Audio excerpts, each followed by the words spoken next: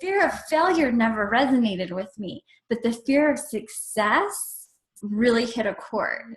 Yeah. This week on Beauty's Talking Business, we dive into fear of failure or success with your hosts, Andrea Pettingill at Shine with Drea and Jenny Hansen at Jenny Hello, A. you are Hansen. watching this week's episode of beautiestalkingbusiness.com, or if you are new to our podcast and listening on iTunes, we want to welcome you, and you are here with your hosts, Andrea Pettingill and Jenny Hansen. And this week we are going to be talking about fear. We're going to dive into fear of success and fear of failure. And some people don't realize that fear of success is a real thing. Like, they don't realize that that's what's actually stopping them from, choosing to do the next step that they know consciously will take them towards their goal.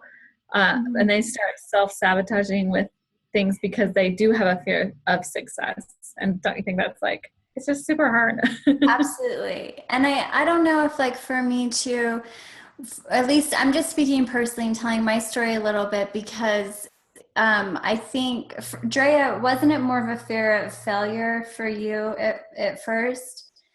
And I think mine is a fear of success. I had all these beliefs and limiting programming, like beliefs and programming of that, you're not good enough to maintain. I came back to that. You're not good enough to be successful, or you don't know how to be successful because of this, like, poverty programming I've had to overcome and still work on, just from growing up so poor. It was, I don't know how to be successful, when really, who really knows how? I hear that a lot, because it's kind of like this, and it's false, it's this limiting belief thing that we take on of that there's something fundamentally wrong with, me, like ourselves. There's something like me, I'm just not meant to maintain a business. I'm just not meant to be successful over here. It's just not, I'm just not worthy of that kind of a thing that we take on. And that's another big one. I'm not totally, ready. It's totally just false stuff that we attach to, and like it becomes something that really weighs us down that we don't really realize is doing it. Right. And like you said, where people go into sabotaging. And one thing that was a huge paradigm shift that I've learned throughout just my journey of being this creative entrepreneur and this beauty industry professional is that, you learn through doing, right? Yeah. I mean, very much like our show. We didn't know what we're doing. Sometimes we still don't. We're like, we're just going to go, just do it, go. But I think that I had to learn too that procrastinating and doing nothing was also a form of sabotage. Absolutely. I don't know. What do you feel about that? Yeah. A lot of and I still go into all of these. I don't think it's like you hit it once and you figure out how to get past that. You cycle through fear of success, fear of failure, feeling not worthy. These things pop up all over and over again. And it's when we can consciously get through them is when, we kind of get on top of it. We go, oh wait, I recognize this pattern. This is happening. I've been here before. So for me, a lot of times, especially in the beginning, not knowing what I was going to do, or what was right and wrong, I guess, am I supposed to do this as a nail tech? Or is my client going to be mad if this happened? I don't know. So all these things come into my head about it, and then you make it bigger than it is. Right. Well, and that word you just said is a really powerful word, saying, am I supposed to? Because we do go into that. What is it supposed to look like? Am I doing this right or wrong? Am I supposed to do this? Am I supposed to not do this? What if I intuitively am feeling a desire to maybe do something in a certain way, but am I supposed to? Is that, so that's a big, as a creative, that really makes me so mad that we get stuck in supposed to, and what, the nail tech that we saw on Instagram is doing, that's how they're doing it. That's how they're doing it. Right. It's sad as an artist, because as an artist, it should just be however you're being creative, like whatever comes from you is what's supposed to happen. You know what I mean? But your art 100%. is supposed to look like, it should be more like ease and flow, but we kind of like get really, this is how it's supposed to be. Right. And a lot of times too, in beauty school, we're like so trained, like this is how you have to do it. You know what I mean? Like, this is how you have to do it. You are supposed to do it this way. Step You by get your step. license, and there's like this freedom, or you get really attached to a brand, and this is how they have to have you do it. Like I was just today doing a set of gel nails, deciding which way I was going to do it, and just thinking about all the different types of ways that people, like the method, the technique I was doing this morning, like I was just thinking, wow, there's so many different ways that there is out there to go about this, and it's like, there's so many options. So many. But as an artist, I get to choose. Like you get to choose. Which I love, and is one of my favorite parts about doing nails, is that problem solving, and what's going to work for one client, it's not always going to work for the other, and that you have to be gentle with yourself and that freedom of, okay, what's going to give me the best end result with what I'm doing, and let your intuition, let your artistry free in that. Yeah. And I'm thinking too, okay, so we've talked about the fears, we've talked about what comes up, to just maybe give that voice, like, so that people maybe don't feel any kind of shame or anything around the fact that they might have these fears. One thing I would want to recommend is, if you're recognizing, okay, how do I know if I'm having a fear come up? Because sometimes it doesn't feel scary. What are some things that you do that? So I love that you're pointing this out, because one thing that I love to pay attention to is excuses. So that you're right here, and you have this goal to be over here. And when you go, oh, I'm not going to do that today, I'm going to do that tomorrow, and you have procrastination come up, and also like just recognizing the excuse that's keeping you from the end goal, like, oh, I can't do that because I don't have enough time. I can't do that because I don't. We have so many forms of excuses. Right, whatever. It could be any. Yeah. Yeah. When you pay attention to the excuse and you really like look at it from a perspective of like, is this fear of failure or success? And ask yourself that, and just kind of entertain, well, maybe it is. So let me just look at it. Let me just like bring it to the light. It will help you to unlock like what's really going on. Like, are you really, tired? Do you really not have enough time? Or are you not wanting to do that because you're afraid? Right. I love that. To the bottom of why you're afraid. Yes, I love that. So what are some good tips? Like maybe we could just give some good tips on how to, like, okay, let's say our listeners right now today, they recognize, okay, yes, I have a fear. I'm going to own it. Yes, I realize that it is a fear. And yes, I'm realizing what I'm doing that's like bringing this fear more energy. So what are some things that we can maybe you've done in your business or within your personal self-work and then I can kind of give mine of how to stop the behavior and get past it. Like the solution. Okay, so let's get into this. Since we're talking about two specific fears of failure and success, I want to just focus on those, and you can go whichever way you want to go. But and I'd love to hear more about how you handle fear of failure, because I feel like right now I'm in a cycle of, well, I can hit both at any time, so whatever. Right. But fear of failure. So when I think about that, I think about I think I get locked up into judgment. Like if I fail, I'll be embarrassed. That's usually the key emotion to fear of failure, right? Is embarrassment.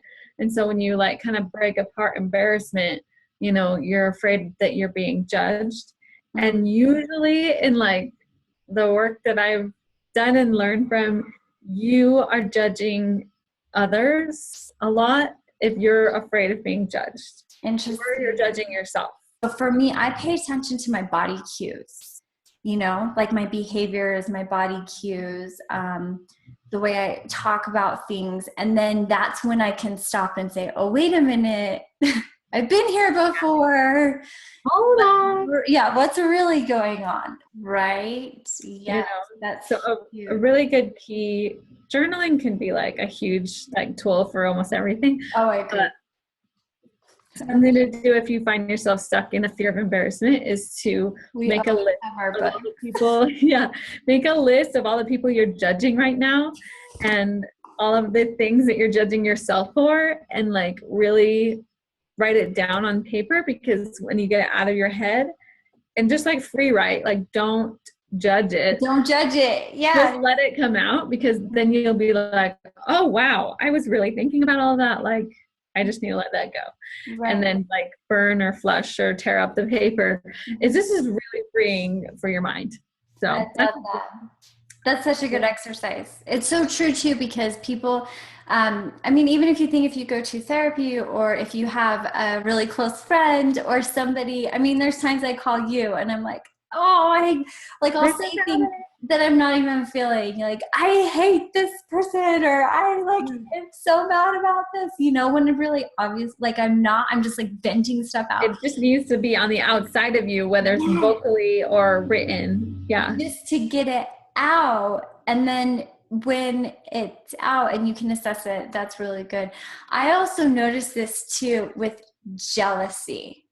I think that jealousy is a huge trigger, because I am by nature not like a very jealous person, and I never really have been, but there are times when obviously jealousy comes up. Like I'll have insecurities come up and things like that, but like the actual emotion of being jealous is when that comes up, I'll stop and I'll think, wait, I'm feeling jealous.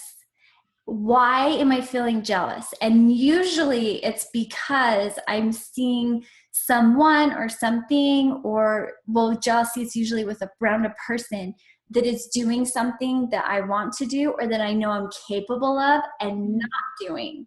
And so I'll stop and say, oh, wait a minute, good for them. I'm so excited. I'm proud of them, but I feel jealous because that's something I would want to do, or that's something that I know I'm capable of. Why am I not doing? And like stopping and understanding that you're not a bad person for feeling jealous. No. Like there's this amazing book called, I just started reading it, The Dark Side of the Light Chasers by Debbie Ford. Ooh, I love it. Does it get into shadows? It's totally shadows. Love it. So you have to love your shadow just like you love your light. Yes, I love it.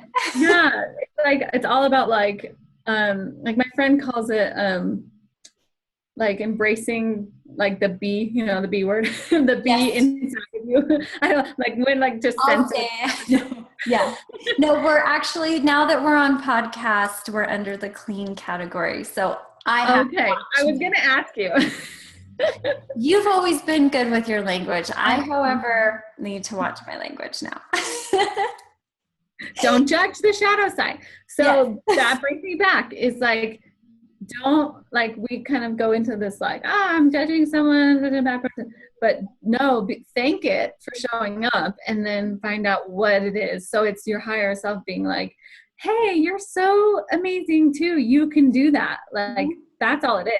It's you reminding yourself what you are capable of, Absolutely. Which is exciting, and which should celebrate instead of be, in shame about it. Exactly. Right. That's a really low, sucky vibration to be in shame. And there's this saying too that really negative people will find an excuse or a problem in every solution. And I can't remember where I saw that quote, but it's very true. Either are you looking for solutions, or are you looking for more excuses or problems? So that's one thing too that I think shows up in a form of resistance, which is another thing, a part of fear. Another like a piece or a tip of advice that I would give in moving forward, if you find yourself in that fear of success or judgment, is going to what is the worst case scenario and how would you handle it? Yes. Like Tim Ferriss talks about this a lot, where he will, when he has to make a decision about something, he will get like a little index card and he'll divide it into 3 sections. And I love this exercise because he'll write down, a few of the decisions or tasks or things that he's wanting to do or move forward with. And then he'll write down what's the best outcome of these decisions and then what's the worst outcome. And then he'll decide a plan for what am I going to do if the best outcome ends up happening, and what will I do if the worst outcome happens. And then having, again, that written down and planned out just frees up the mind and the heart, because then you know exactly how you will handle the situations. That's a different direction on the tip that I was going to do, but it's perfect, because you start future tripping and you start like fear of success coming up, because it's just so vague. And so like, I can't handle all the possibilities, but instead when you actually clearly can see that it's either going to be this or it's going to be this. And if it is this, I'll do this. And if it's this, I'll do this. Mm-hmm. You go, oh, okay. That's not so bad. I got this. Exactly. Yeah. And one of the things about like everything we're talking about is this is so simple. Like all the little things are so simple that it's those simple things that help us to move forward that we normally wouldn't do. And that's why majority of the time, most people just get stuck in the thought loop again and again and again, in the fear of failure, fear of success, because they didn't stop and do that simple thing of, processing what's going on. Exactly. Yes. And I mean, that is so true, because people, and I've done this myself, where you just feel so, either you feel ashamed of these negative thoughts that are coming up, so you don't want to voice them and you don't want to address them. So you don't want to feel worse about yourself, which just gives it more power. And so again, like get it out, like you said, either voice it or journaling, and finding that solution and finding how you would handle it and creating a plan, it's so freeing. It's so freeing. And sometimes, you can get stuck in the why of it, before you can go on to the solution. Why am I having this fear? Why am I being held back? Why am I holding myself back, I should say, when really you don't have to always have the why before moving forward. Like you can just realize, okay, I'm feeling this way. I'm handling this certain situation. I want to be where my goal is here. What am I going to do if A, B, and C happens? How am I going to handle it, and get the plan? And then usually through the planning, the why will come. Sometimes it doesn't. And there's that part too of just being okay with not always understanding the why, as far as those problems go. But then knowing that if you want to dive into that deeper later, then that's something you can do as well to move forward. Because if you don't handle it, it's obviously going to keep coming up over and over and over again, but to give yourself the permission to not get stuck there. Does that make sense? Yeah. Oh, we do it so much to ourselves to like just get ourselves stuck in those situations, don't we? Yes. And the last tip I'd want to throw in is to, call in your reinforcements and the people you really trust in your life too. Mm-hmm. The ones that have earned it, the ones that are there for you, like the people that, your partner or your spouse or your best friend or, whoever you feel like you can really trust with certain things. That's like someone you could talk things out with too. Or that just knowing, do you have my back if I fail? Or do you have my back if I succeed? That can be really powerful too. Yeah. And voicing that, because sometimes we assume that these people in our lives will do that for us, but it's important to say the words, to be like, hey, I really need the support right now of like this conversation, just so that you can listen to me right now. Or just, you know what, if this happens to me someday, I need to know that you'll be there for me. Or, you need to like say those things out loud to hear back from them, like to actually hear the words, that yes, I'm here. I support you no matter what. I love you. Right. Or, everything that we're we're doing. I would say. Yeah, and to have that honest conversation is Yeah. huge.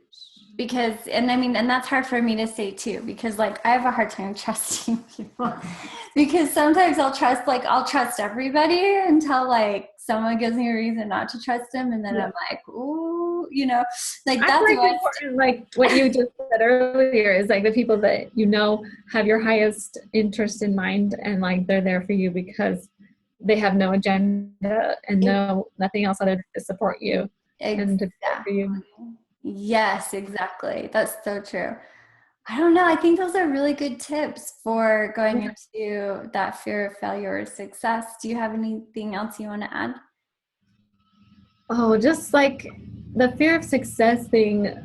You had a really great tip about like creating those three categories and really looking at it. I was just going to add to that, to like write your story of what happens next, because your brain kind of freaks out when it thinks like you're at the edge of a cliff, the edge of a story, like nothing, it just drop off after that. So when you continue the story, it's like, and to write it down, when I build my business, it's going to be like this, and I'm going to have this many people with me. I'm going to do this kind of, I'm going to like really get into some really tiny details and like have it written on paper. It makes I've done this so many times and it's fun, listen to yourself reading the story, or you read the story before you go to bed so that your brain can manifest and create that. It's really powerful because it just opens up, and it opens up your mind, and it reminds you which direction you're going. Because we get stuck a lot of times in direction with those decisions and stuff. So it's really helpful. Yes, huge. Well, I think that was some good advice, and hopefully that will help all of our listeners and viewers that are watching or listening. If you guys have any questions or anything that you want to add about maybe some things that you do to handle those fears of failure or success, let us know in the comment section below this video or over at the website at beautiestalkingbusiness.com. And if you're new to the podcast, please subscribe and give us a review. We would love to have that. And yes, you can find more about us over on the website too, but I'm Jenny Hansen. I'm Andrea Pettingill. Thanks so much for listening. Thanks so much for watching. Bye. Bye. We hope you enjoyed this week's episode on fear of failure and success with your host Andrea at Shine with Drea and Jenny at Jenny A. Hansen. If you have not yet joined our Facebook page, head on over to facebook.com Beauties Talking Business and give us a like, and also find the group and join us there too. Please like, comment, and subscribe. Lots of love. Oh my gosh, can we please redo that intro? Are you sure? Yes, and I'll leave